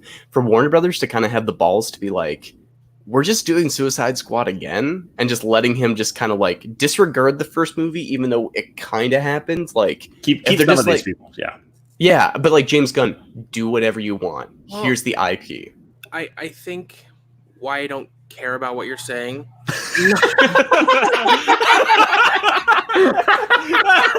PJ, this was a great first episode back. I'm really excited. So many sentences like that. I'll say real This is quick. why your opinion doesn't matter. No, I'll say this. I think he's more talking about Evan, not necessarily you. No. I was talking about Pat. No, I can read between the lines. No, I'm sorry. I didn't mean that to be as insulting. No. However, they're comic book movies, right? And like throughout the history of comic books, they've rebooted things and had multiple iterations of the same character going on by different writers at the same time. We're not talking about like prestige dramas or like independent cinema. I think just go for it. Have fun. Like lean into the influences of these stories and just see what works. But it's even like the suggestion of bringing Christian Bale back. I'm like, I don't want to see that. I want his version to exist as it is. And it's like, yeah, the idea of Michael Keaton coming back is a very comic book thing. It's fun, but it's like you're playing with fire there. And there are so many ways that could go wrong. And I feel like DC is finally on a track where it's like finding its footing. And I don't want it to trip over itself with how smart I think it can be with itself. And it scares me, the prospect of how much they could mess it up. All right, forget Keaton. What if you got Burt Ward to come back? Burt Ward takes over. He was in Crisis. What if you got Michelle Pfeiffer back? Because she's dead serious. We need Michelle Pfeiffer back. No, she's fantastic. No, yes, leave it be. Leave it be. You know what though, Pat? You don't have to buy the ticket. And the other thing is that, again, to the point of Crisis, and I know that I think, Max, you watched Crisis, so I think we were the only two who watched Crisis here. But Michael Keaton's Batman is married to her in Crisis. Mm-hmm. So the precedent is already there to have Michelle Pfeiffer return. Again, I feel like Crisis was pointing us in this direction, in that it was like we might actually be doing something, and now we can actually move in that direction. So I'll be curious. I think in terms of Flashpoint, whatever it is, it'll be a small part setting up what they could do in his own movie. Agreed. Thereafter. Yeah. Maybe an extended cameo. I don't think he's going to be a significant part of the movie. But I think the very fact that we've heard the news suggests that they have bigger plans than just a cameo in the Flash movie. Yeah, and I mean, I've been talking about this already, that a lot of people want to see Thomas Wayne in Flashpoint, but you can't really do the Thomas Wayne storyline without a Bruce, and without Affleck being a part of it, there's not really a reason to have that Thomas Wayne storyline. From what I read either earlier this week or like late last week, in the current script, Thomas Wayne is not in it. Yeah, and as it is, it sounded like, according to some reports, is that when some people asked Muschietti as late as last year, would Jeffrey Dean Morgan be back, he was actually saying, I actually have other plans. And as it turned out, this looks like these might have been those other plans. So it's really just dependent on what they do in, moving forward. And I'll be curious just to see how it all plays out, because the DCEU is kind of a new thing now. We're going back to the bedrock of it starting over. Like post Justice League, this new DCEU is the new DCEU. Like we're course corrected. We're doing a new thing. And so introducing Michael Keaton into that is very interesting in and of itself. Also, real quick, I just want to shout out or call out Evan saying that Keaton's Batman is like Tom Hardy's Mad Max. I don't even know what that means. And Tom Hardy's Mad Max came out way after Keaton's Batman. You do realize this, right, Evan? I don't know what he means by that. So Tom Hardy's Mad Max is like Keaton's Batman. Yes. This is an interesting point that Mike makes, that it was the film department who wanted to get involved in Crisis, which maybe shows what Andy has been sort of thinking about setting up. That's an interesting point, that it wasn't the other way around. Right. And so that could also explain that Batman 89 heavy mythology that was kind of teased throughout it. So there's a lot of things in play, and I find it all very interesting because I love the DC characters, and I want to see DCEU that is as cool as the MCU, and I think that they're on that track. And having Keaton in this is a part of being on that track to me and trying to correct course, because not that I don't love Affleck as Batman. I thought he was great, but it's also, if he has no interest, it's time to go a separate direction and do something else. And yeah. This is that direction. When you force people to do things they don't want to do, the work is not going to be good. I don't want a Ben Affleck who has a contractual obligation, or they pay him $20 million to come back as Batman, and then he doesn't care, and it's not going to be good. Let him go. Yeah, it's called Justice League. Yeah, I mean, let him go do what he wants to do. I mean, he's a really talented guy. Plus, you know, the stories are well documented. Being Batman and the work he did there was inexorably linked with his alcoholism and his mental health struggles. So for whatever reason, that character and those experiences brought something out of him that is not him at his best. So I completely understand why he wouldn't want to do that anymore. It's an absolute crime that we didn't or haven't gotten a Man of Steel 2, though. I agree. Henry Cavill has been such a great Superman, and to not be able to see him in a second film, regardless of your thoughts on the first film, most people generally agree that he did a good job portraying the character, whether you like what the character, his arc or anything in the film was. Mm-hmm. But he was a great portrayal of the character, and we need to see more of him in that role. I am hopeful that we will. I think we're heading in that direction. And I think that WB knows that that is what people want. The other thing I'd be curious about, and this goes back to something that was... yeah, absolutely. I will go back to something that was brought up earlier by James, in the idea of if they were doing this and Christopher Reeve was still alive, they would certainly find a way to bring Christopher Reeve back as Superman.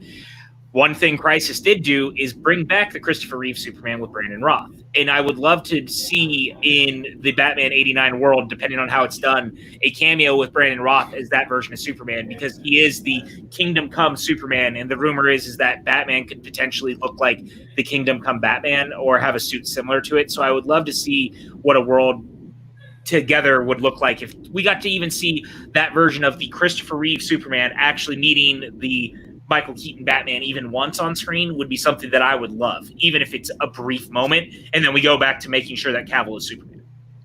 Do I remember reading right that there was a rumor for a little while that there was supposed to be a Man of Steel 2 and it was going to be directed by Matthew Vaughn?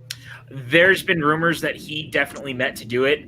He's not the only one, because Christopher McQuarrie also had gone to meet with also him. A great choice. I'd say those have been fantastic, either one. Yeah, and you know, WB is very hesitant on pulling the trigger on doing another Superman film, which is I think is very unfortunate, because I think that every time that they look at the Superman movies that they've done well, but they haven't done amazing. And I think that they really just need to find the right filmmaker who's about to make the exciting Superman film that they wanted, but have Cavill in the lead, so that you're not losing the people who loved Man of Steel. Right.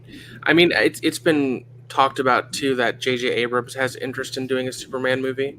I think he's more of the old school Donner style than what the DCEU is, but I think he'd put butts in seats.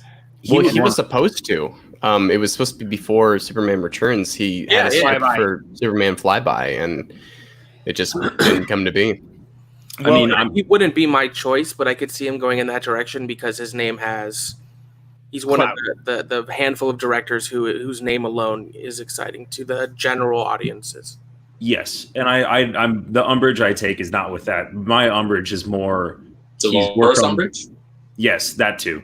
Okay. But because that would be another IP then. I just, exactly. I agree with what Mike is saying right here. Yeah. It's Abrams is the proto nerd, and I'm 100% happy that he got to do Star Trek, but then he's also doing Star Wars too. If you put him in Superman 2, like at what point do you get to that Disney homogenization of getting all of these IPs with the same creative voice? I think you kind of do a disservice to the character at that point. Yeah, I think what JJ should do if I was him is go do something else like Super 8, just more personal. Love Super 8, unrelated to any IP.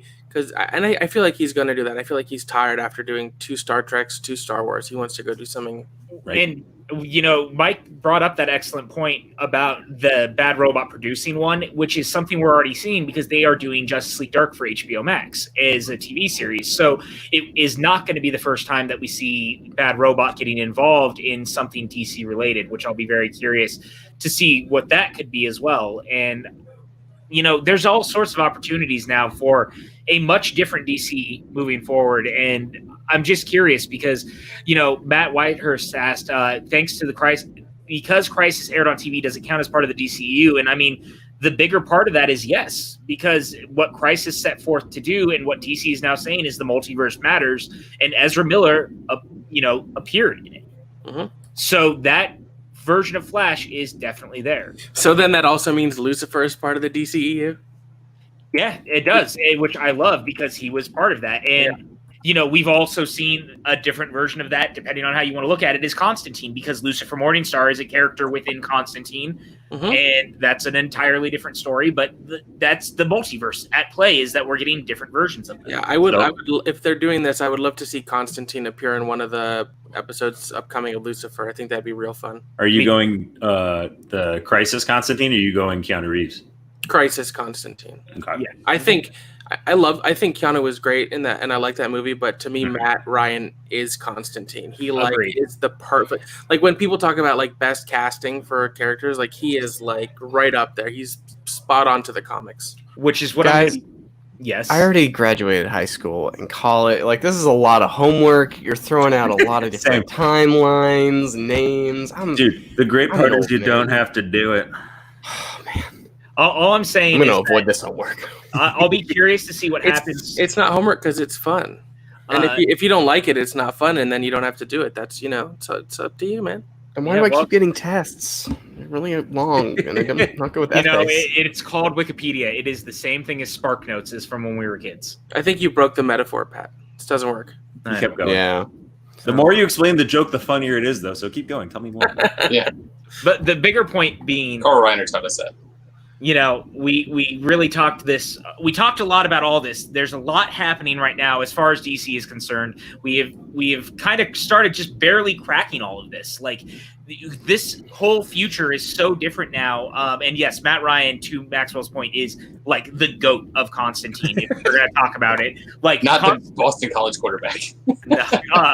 I am a big fan of Constantine. He's actually my favorite DC character. So when Matt Ryan was announced and they showed that first picture of him, it was like Constantine was coming off the pages of Hellblazer, and it was crazy. And not to go too far on a Constantine tangent, but the other thing I love about his interpretation versus Keanu is they've let him be bisexual, which was always a big part of who Constantine was in the comic books. And there's such little positive bisexual representation, especially for male characters. So it's just nice to see that they've allowed that part of the character to be on Legends of Tomorrow. It's not like super overt, but it's clear enough, and it's done in a fun and cheeky way that I enjoy.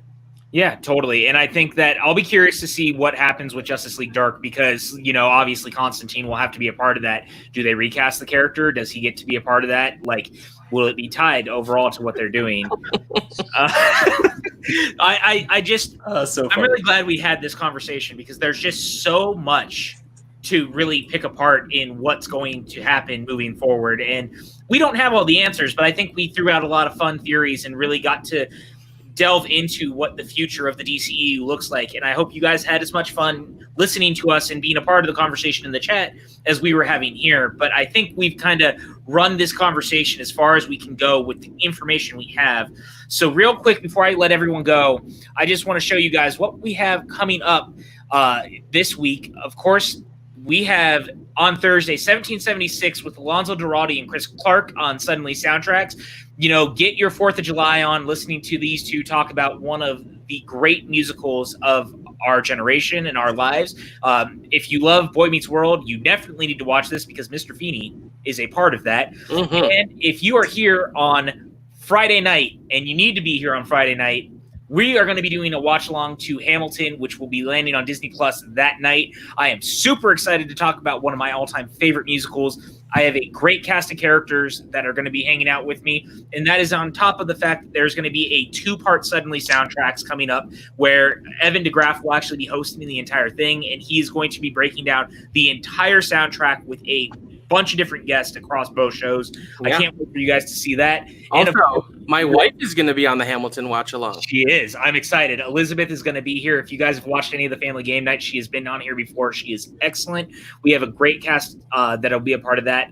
Monday night, we are going to be doing an Iron Giant watch along. Yes. Super excited about. You guys are in for a treat with this one. We got a great group behind that as well. And then Max, I'm going to go ahead and let you take this last one because I know how excited you've been to announce this. Yeah, so we're doing our third episode of Front Center Mezzanine. We're skipping this week because we didn't want to do it with the holidays. So on Thursday, July 9th, we will be doing Front Center Mezzanine with Tony Award nominee Joe Iconis. Boom. He wrote Be More Chill. He wrote The Black Suits. He wrote Blood Song of Love, the rock and roll spaghetti western. He wrote Broadway Bounty Hunter, which I was a co-producer on. He, I think, is one of the most exciting young voices in musical theater, and we're going to have an amazing conversation about his career, his inspirations. He's a big horror film fan and cinema fan, so we'll dive into some of that too. So it's going to be really exciting. He's also a huge Hunter S. Thompson fan, and he wrote an authorized Hunter S. Thompson musical, which I'm super excited to pick his brain on as well, because I love Hunter S. Thompson. He's always been one of my big inspirations, which sounds real weird when I say it out loud like that. Makes sense. It really checks out if you know me. So many drugs. So many drugs. I am very, very excited, though, to talk with Joe Iconis. He is a national treasure, in my opinion, of the Broadway community, and I can't wait for you guys to get to know him as well as the rest of us. But outside of that, I'm going to go ahead and start with Dan Dan, I was very happy to have you here. As almost everyone knows, there's an open door policy here. Once you're here, if you had fun, we would love to have you back. So thank you for being here, man. For sure. I'm more than happy to do it. I had a blast. I had a point that I was going to bring up that I just remembered, because this is how my brain works sometimes. Andy Muschietti was able to take a franchise. This isn't the first franchise that he's going to be taking out of development hell, because it was notoriously hard to get off the ground and stuck in development hell. I remember this because you can find, and honestly, this will lead into something I'd like to do later on this channel, but you can find a movie that I was in that was supposed to be a Redbox feature that was coming out simultaneously with the releasing of it. So it was one of those like B horror movies that was like literally coming out at the same time as it, but like because it got delayed so much they didn't want to wait anymore, and they put it out on like Christmas. It was really weird, but it was a movie called The Legend of Bosco. So I'm in an It knockoff movie you can find and see, and I had a lot of fun, and I got to do an homage as one of the climactic. I'll save that for later, but I got to make an homage as one of the climactic lines of that movie. I was very proud of that. What was the title, Dan? The Legend of Wasco. Okay. I almost think that we might have to do a watch along for that. That's what I was alluding to. There are a couple of movies I'm in that you can find online. I think there are two on Prime. This clown is scary. Yeah. I convinced another friend of mine who exists in the Twitter YouTube space. I'm pretty sure I convinced I looked it up. I can't remember now. I want to say it was Road Raider, but it was Tom. But I don't think it was Tom. It was somebody else. I convinced to actually watch the movie, and they had a fear of clowns. And I felt really bad after it. Because I didn't think it was scary, but I don't have a fear of clowns. So that's awesome, and I cannot wait. So we are going to have to figure out how we're going to do that, but we're going to make it happen.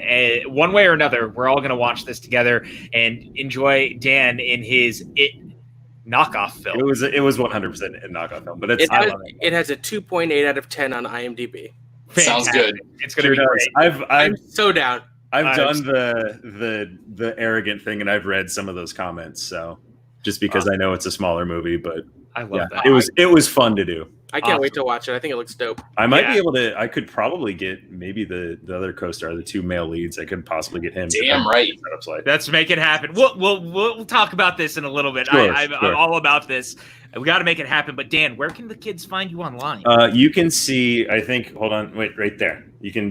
I'm at Hi Dan Nye on Twitter and Instagram. I'm definitely much more active on Twitter. I have my own podcast as well, which we talked about earlier. Ramble On About Movies on Facebook, and then it's just Ramble On Movies on Twitter. Check out that community bracket. It was a lot of fun to do. We have a video and a YouTube channel for that as well, where we've done a few movie reviews. Weirdly, the one that got the most watches was Moonlight. I would not have called that. I like that. It's a good movie. It's a great movie. Just real quick, Dan. At some point, we need to talk about Bong of the Living Dead. Yes, that's it. Actually, I just sent that poster to PJ. Was it earlier today or was it yesterday? We were just literally talking about it yesterday. That was the first thing I had ever, like the first big movie I had ever had like a role in, and it shot locally here in Columbus, and that's a great movie. I enjoy that movie a lot. It's a tight hour 20. It's a really good. Hell yeah. We might have to do a double feature here. You guys. I love a good 80-minute movie. Dude, that movie, I want to say it's an hour 20, but like literally the whole plot of that movie is you have a group of friends who just sit around getting stoned all the time and pontificate if the zombie apocalypse would happen. And then the zombie apocalypse happens. Look at this baseball bat you got. Yeah. That was fun. That actually, well, I'll save it for if we're going to do that later. Oh, we're going to have to do this now. That is a working, but I will say it's a working steamroller. It's a pipe. Awesome. Oh. Well, Dan, guys, if you're not following Dan, please follow Dan on Twitter. He's amazing. I cannot recommend it enough. He is one of my favorite people, and we are lucky to have him here now over on PJN. So please come back and see us, and we'll see you in just a few minutes on the other side of the broadcast.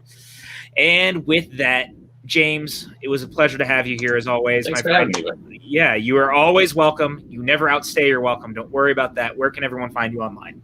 Well, the way the rest of the week's gone, you can probably find me here tomorrow. I don't know what you're doing, but whatever it is, I might be here. Yeah, you can find me at G4TOR24 Gator24 on Twitter and Letterboxd occasionally on Instagram. But yeah, I'm around here, there, all over the place. Well, we're hopefully, happy. Hopefully, recording a Schmoedown match sometime soon, maybe. Well, depending on how the rest of the year goes, but yeah, no, it's been a fun, crazy year. So we'll see how the next 6 months go. Yeah, definitely, man. Well, it's been a pleasure being able to have you here over the last several months because COVID kicked all of our asses, but we were glad to have you here. We will see you in a little bit. And of course, Hogue, I was happy to have you finally back on the channel, man. Speaking of people who outstay their welcome, hi everybody. No, it's great to be back. This really helped establish a normalcy among COVID and everything going on. So as things get back to being crazy, but it seems like we're gonna be swinging back into like COVID times, like. This is a nice, safe zone to be able to talk, discuss, hang, and pontificate about film. But all the usual stuff. Check out my latest short film, So, on Crypt TV. We've passed 200. So good. It is so real, good. It is real damn good. Oh, thanks, guys. But we're almost to 250,000 views, which I think is pretty cool. All of my films are on Vimeo, on Patrick Hogue. Check that out. I just beat The Last of Us 2, and I want to talk to people about it. So anybody who just wants to reach out, I'm looking to discuss We could things. always put you on a video to do it. You have a channel that we could do that on. There's no outlet we have for that, PJ. The technology doesn't exist. What are you talking about? I thought about it. Follow me on Instagram and Twitter on Hogue_filmmaker. Hey, man. As always, it's a pleasure to have you. We're glad that you're back. Even if you hate film transitions, we'll talk to you soon. You weren't ready for that one, were you? Nope. That is what we call a callback joke, ladies and gentlemen, and those who have yet to make up their mind. Yes, but my friend Maxwell, as always, my friend, it was a pleasure to have you. Where can everyone find you? Follow me on Twitter right below here at Cinemaxwell. Instagram is at Cinemaxwell Inc. I'm always on the PJ Campbell Network, and as just recently said, our next episode of Front Center Mezzanine will be Thursday, July 9th at 7 p.m. Pacific, 10 p.m. Eastern. You aren't going to want to miss it. Yeah, I'm so excited, man. It's going to be a lot of fun. We've got a lot of great stuff coming up. So again, to all of you here, we once again just appreciate all your love and support, as I know everyone's world has been fucking crazy, and COVID changed the world, but we're glad that we could give any of you some sort of normalcy in the same way that Hogue was just talking about, or James or Dan. Like, we were happy to have you guys here, and we're happy to give you guys some sort of fun through everything. So thank you again for all the support. You guys can find me on Twitter and Instagram at PJ_Campbell. You can see it right there. And you guys can find me over at the Movie Trivia Schmoedown, where I write the questions for everyone's favorite online trivia show that meets wrestling. Until the next one, guys, we'll see you Friday for Hamilton. Talk to you soon.